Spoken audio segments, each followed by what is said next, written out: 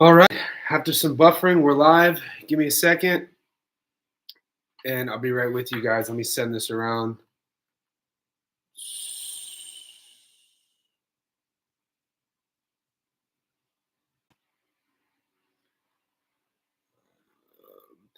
Yeah, a lot going on today in boxing. We're going to be covering, obviously, the Tank Davis and Frank Martin press conference. We're also going to be talking about Boo Tennis, his new opponent. And I want to start off with Ryan Garcia. So give me a second. If you guys aren't following us on Facebook or Instagram, just go to Boxing News Today. We're sending it out right now. It's kind of unfortunate. Our Facebook group, Boxing News Today, last month we were up to 115,000 members, and Facebook did a dirty and just emailed me one time and just said they were removing our group for no reason. So I started the new group last month, and we're already over 2,000 members. So if you're already there, I say thank you. Like I said, today it's June 13th here in Sydney, Australia. It's June 12th where you guys are in America. And this weekend we got some big fights. We got the card coming from Puerto Rico with Subriel Matias and Liam Perro. We've been talking about that all week. We also got the big card in Las Vegas, obviously with Tank Davis and Frank Martin. And that undercard is really stacked as well. There's some good fights on that card. We got the return of Gary Antoine Russell on that card, 17-0, 17 knockouts, to name a few. But I wanted to start with Ryan Garcia, guys. And he seems to be protected a lot by his fans online. And I'm not one for piling on, so I'm just going to play a video. Tell me what vibes do you get?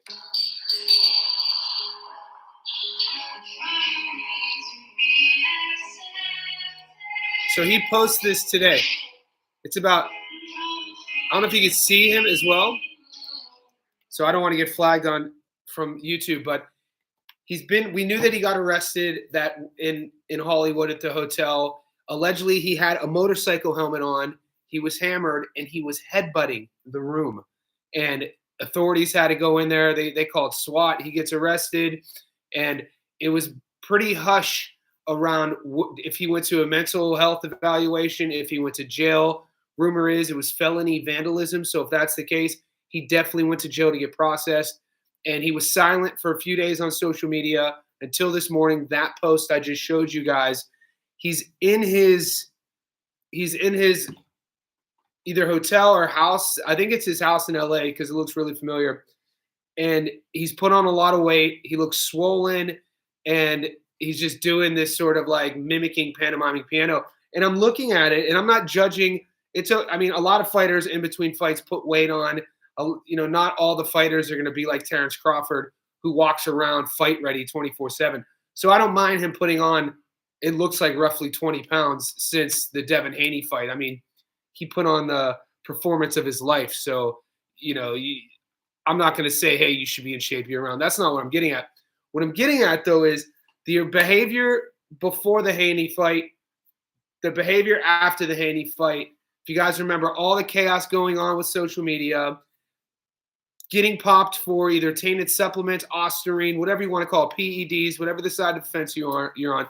He tested twice, popped twice, all this stuff. And then the erratic behavior, the arrests in Hollywood, getting arrested, felony vandalism. It just has me thinking that, do you guys remember when Britney Spears had that first meltdown? This would have been the mid-2000s. I'm showing my age here. I was living in LA. I'm thinking like 2007, 2008. And it's when she was hanging out all the time with Paris Hilton, Lindsay Lohan, and she all of a sudden shaved her head. She went from like this blonde bombshell, this person everybody wanted her to be, to acting out in such ways, getting drunk in public, getting arrested, shaving her head. And I'm starting to see that in Ryan Garcia, and it's starting to worry me, not because I'm a Ryan Garcia fan. I'm a boxing fan.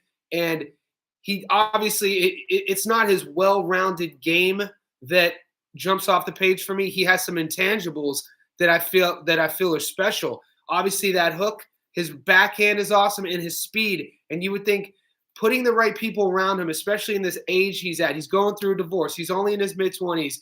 He has all the money in the world, and he's surrounding himself by people who aren't holding him accountable. And we see this. Our sport, boxing, is filled with these sort of cautionary tales of young fighters, up-and-comers who have all the skill set in the world, all the money in the world, but nobody around them to hold them down, nobody around them to hold them accountable, and it just washes all away. Just as quick as it comes, guys, it could go. And boxing, we're just filled with too many examples to list. The one that jumps off the page in my generation was obviously Tommy Morrison. And if you don't know that story, just look into it.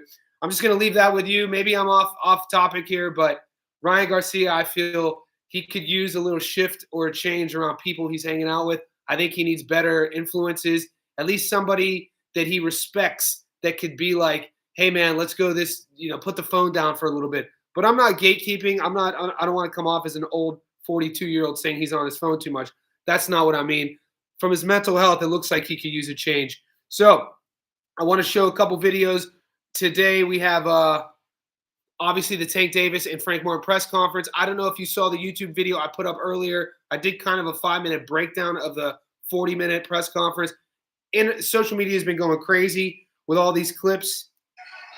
I'm going to just show you a 3-second one.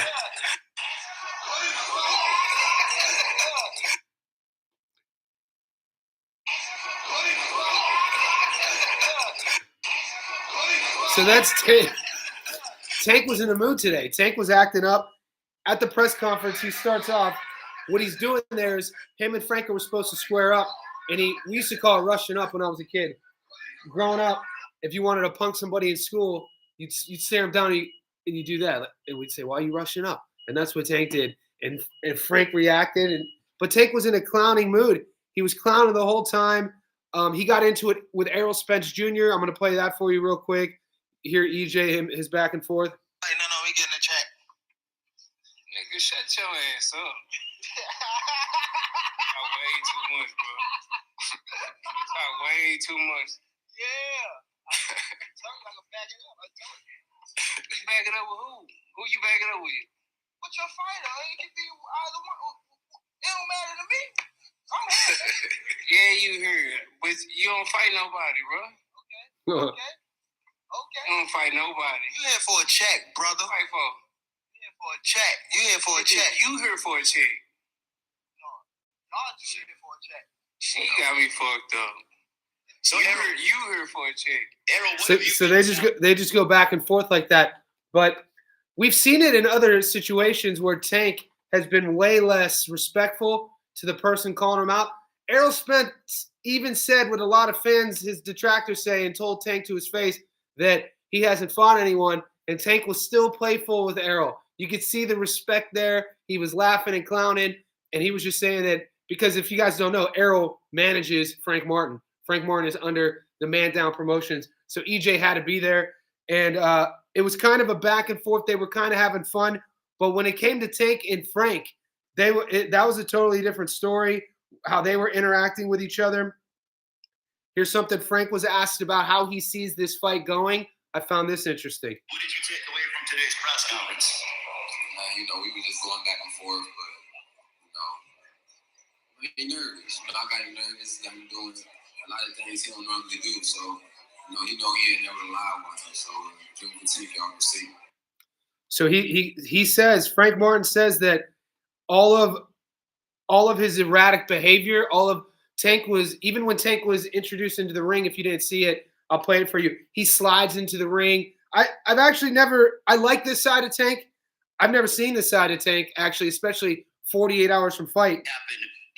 Here's the sparring. Listen what they say about... Playing, thinking shit was sweet, got clipped, grabbed. That's another thing. You never clipped me. What are you talking about? I didn't clip you? No, you did not. You caught me with a good shot. That's it. That happened in boxing. You never clipped me. I never shook or none of that. So you didn't say. Talk about shook the fucking room. You don't even hit that hard. You put me in the head. You don't even hit that hard, bro. You don't even hit that hard. You don't even hit that hard. I hit you with the left. You don't even hit that hard, bro. What did you do? And you going to split. I can see all. Watch what he says here. I'm going to split them open. I promise you. I promise you. Yeah, you got it. I promise you. What did you do? I'm so mad. So it was interesting. I'll fill you guys in on that if you didn't see it as well. Tank kept going after Frank for his physical appearance. And this is something that the generation I grew up in, guys, coming up through grade school, I went to we were an all-boys Catholic school in Youngstown, Ohio. But it was me, Nick Bellino. We were the only two white dudes. and our 10 other boys were all black dudes in Youngstown, right? I reference that because I grew up clowning. We grew up clowning each other. It was our goal day in and day out to try to get under each other's skin and roast each other for whatever reason. Maybe you didn't score enough points during the basketball game, you would get clowned. Maybe you got bad grades on a test, you would get clowned. Imagine I went to school with the same 12 dudes from the time I was in kindergarten to 8th grade, and you become brothers after this certain amount of time. But you could tell the difference when it goes from playful clowning to personal. And what Tank was doing when he was clowning EJ, you could see it was playful. He was laughing. His nonverbal communication was different. But when he was talking to Frank, and they have a past, they've sparred together. You heard them talking about it.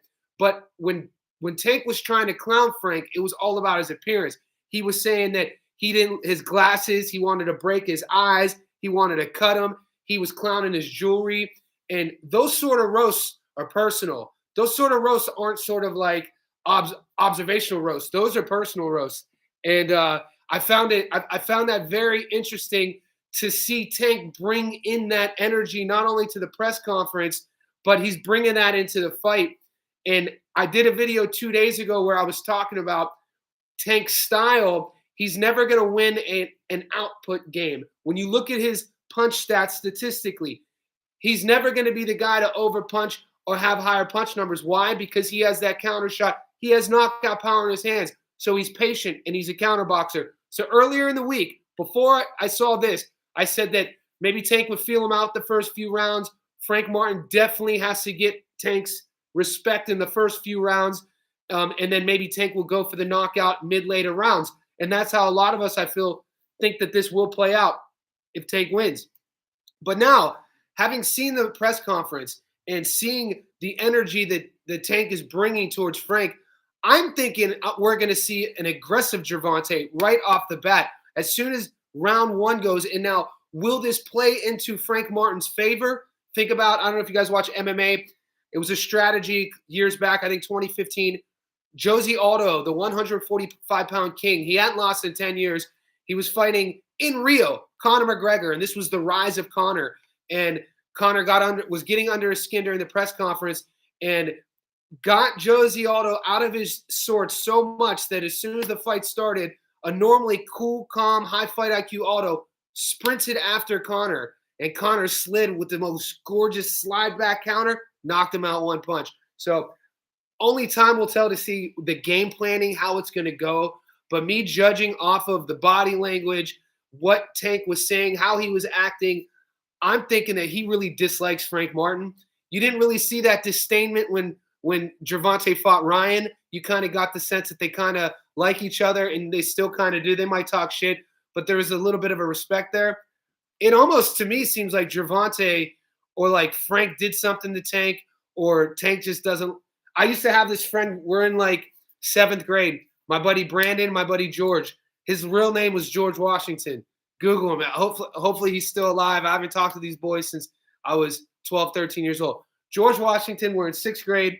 Brandon Fleshman, and this is at the time of the life when the only way you got to show off your clothes is when the teacher would leave the room and you'd have to walk to the pencil sharpener. We called the pencil sharpener area, we called it the well, because the well would be, you could get into a fight at the well. It'd be a chance for you to stand up and show what you're wearing, stand up and get clowned, just get out of your seat, that sort of thing. And I'll never forget, our teacher in 6th grade, Mrs. Thomas, leaves the room. George Washington goes up to the pencil sharpener of the well. Brandon Fleshman follows right behind him and chucks him up against the counter, flips him over. He's facing us, and he's holding him up against the cabinets by his neck. And everyone's like, what the hell's going on? And Brandon was saying, and I guess George owed Brandon $1. And he said, we're like, dude, it's $1. He's like, nah, there's principles in this. I just don't like this dude. And that body, I'll never forget that. That imprinted in my memory because I thought we were all friends. And to see one of my peers attack another one of my peers because in his own words, it wasn't about the dollar. He just didn't like him. This is kind of what I see in Tank versus Frank. It looks to me, Gervonta doesn't like the way Gervonta doesn't like the way Frank Martin talks. You know what I mean? It's like he doesn't like Frank's mannerisms. And it's been a long time. When I was a young boy, I remember that would kind of happen. You'd be on the school bus and you'd see somebody walking by with a girl. Maybe you're jealous and you get kind of salty about it. But as an adult man, that hasn't happened to me in a long, long time. This is what I'm seeing it take. Maybe I'm reading it wrong. You guys watch the presser. Let me know what you think. I'm going to play a couple more of these videos because more than anything, guys, they were entertaining.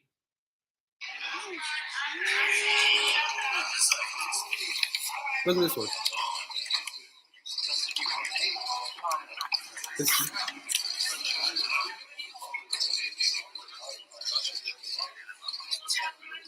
He's saying, I don't like you here. Look at Tank. He's trying to bully him.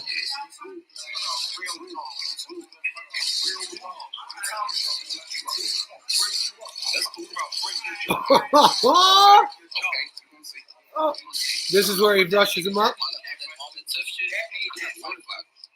Nobody came for me. We in that motherfucker. June 15th. We in there. June 15th. Tank is a menace. Watch this. Tank is a menace. Watch this. Oh shit. Watch this.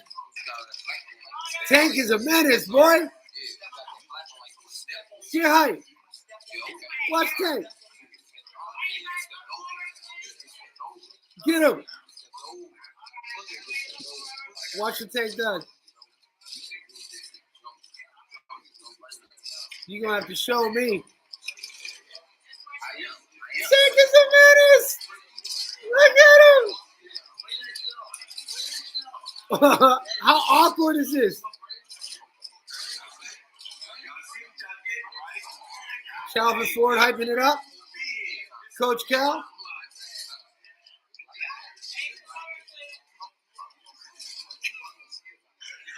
You're going to have to show me. So like that is that energy the whole time. And Tank kept it up the whole time.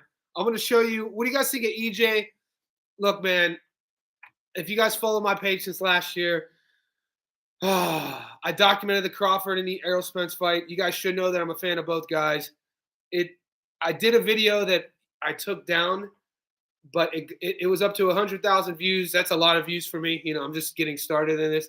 And I did a video about Errol Spence before the wreck and Errol Spence after the wreck. And all I did was side-by-side videos of him speaking to the media on both sides of the spectrum. And you could see the difference. You could see how he spoke a little different. Now, he spoke today, and it kind of bums me out when I watch. That's all I'm going to say. It kind of bums me out when I watch Errol speak. Promoter of Frank Martin, you've been involved in some blockbuster championship events on pay-per-view, but what have you been telling Frank in regards to preparing for this moment, fighting here in Las Vegas, being the main event? He don't like no, we getting the track. Nigga, shut your ass up. I way too much, bro. I way too much. Yeah.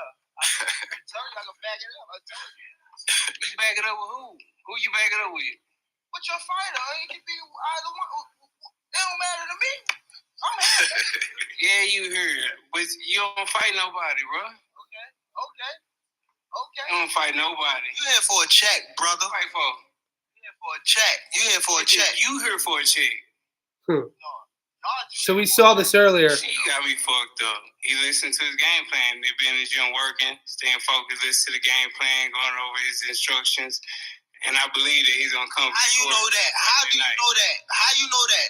How you know that? Because y'all going to be in the same place at the same time. I know all his sparring partners, nigga, and I talk to him. You know they asked that. You know too. Gervonta's a menace. But back to EJ, it just sounds like if we were breaking down, you know, somebody how they enunciate things, there's obviously an evident degradation in the enunciation of how he speaks, because there was a time when you would see him suited up, diamond up, when he was like the golden boy of the promotional company, and they'd bring him into the booth and he'd do interviews. And maybe it's just getting old, you know. Maybe it's nothing. But every time I see him speak, I'm kind of I'm not reminded of the Bud fight. I'm reminded of that accident. I'm reminded of that footage on ESPN, him flying out the car. And I mean, I just think we're fortunate to still even have him around, because that accident, it's still hard to watch. You know what I mean? So we got. Does anybody who speaks Spanish? Because there's a funny ass video, Subaru Matias doing one of these random rankings, and I'm gonna play it for you. He's getting the random opponents at 140 pounds just thrown at him, and he doesn't know all 10, obviously. So he has to say which one's going where. Listen what he said. Listen what he says about a few of the fighters. García, viene García, vámonos para aquí, que tenemos poco tiempo. Hitching, wow, vamos a ponerlo por aquí. Haney, the chicken. I caught Haney a chicken. Hey, para que no se ofenda. Ah, mira, Rolly Romero, ese no debería de estar ahí. Rolly Romero shouldn't be there, he's clowning. Vamos a ver a Cátera, vamos a ponerlo ahí 4 para que no se ofenda. Catterall, so he doesn't get pissed. Presa, si Dios permite, Teófimo. Vamos a ponerlo 3, que tenemos poco tiempo. Pitbull Cruz, vamos a ponerlo aquí. Paro, vamos a ponerlo, es que ya, vamos a ponerlo aquí, pero se supone que está más arriba. Paro at 10. Ramírez, vamos a ponerlo 2 porque no. Mira, que Reyes, pero Gray 1, ese bacalao. Listen to this. You scare me. Pussy. He hates Regis. He hates Prograde. So it's like I always think about fighters who are, just Spanish speaking only, some of the greatest fighters, from that part of the world. But how big of a star, because language is a technology. We don't think about language like that, but language is a technology. And sometimes it bums me out that I always as a kid wanted to speak every language. I mean, I was a young, probably 10, 11 years old. I was like, maybe life will be long enough. I want to learn every language because then that would allow me to be able to communicate with everybody, no matter where they are, where they're from, excuse me. But with fighters like Subaru Matias, could you imagine if he spoke English? Because you could get the sense of his personality, and it's tough when we're either English speaking only or Spanish speaking only. What gets lost in translation is charisma, is humor, is subtleties, exaggerations. And I often think, man, if Subaru Matias spoke English, how big of a star would that be? It's like boxing's waiting for a fighter. It would be like if imagine if Devin Haney had the record or like the stigma that Matias has, and he was known as a knockout artist, and he was known as a guy who was dangerous with his hands, and he was American, and he could speak, and he had Bill Haney talking all that trash. That would be because Bill Haney's already helped turn Dev into what he is, because you could tell the contrast between Bill and Dev's personalities. I think if it was up to Dev, he wouldn't talk too much, and it's Bill who kind of pushes that marketing machine, which is smart. It's a wise business move. But Subaru, every time I see Subaru, he makes me laugh. This is going to be a hell of a fight, guys. This is the fight I'm waiting for, man. Unfortunately, it's happening at the same exact time as Tank and Frank, but this one's in Puerto Rico. This is Matias versus Pero. I've broken it down twice this week. I've gotten a lot of support from the Pero fans, but the Matias fans are jumping on me. Guys, I didn't say I was going for Pero. Just because I do a video and talk about the chances or the game plan for this fighter that he must do to win, that's not me saying he's going to win. So all you Subaru Matias fans, I'm a Subaru Matias fan. The video I did wasn't saying he was going to lose. It was only saying this is what Pero must do if he wants to beat Subaru. Guys, I have to run. This is enough. Dude, show up every day. I'm doing these Boxing Live news every day. It's our opportunity to talk about the goings-on of the sport in a video format. Follow us on social media, Instagram, Facebook, Boxing News Today. Subscribe to my channel. Watch all the videos. And once a day, I do a breakdown of what's going on. I want to start interacting with you guys. So, Just K, you keep it real. I appreciate you. And until tomorrow, keep that chin down. Let's go.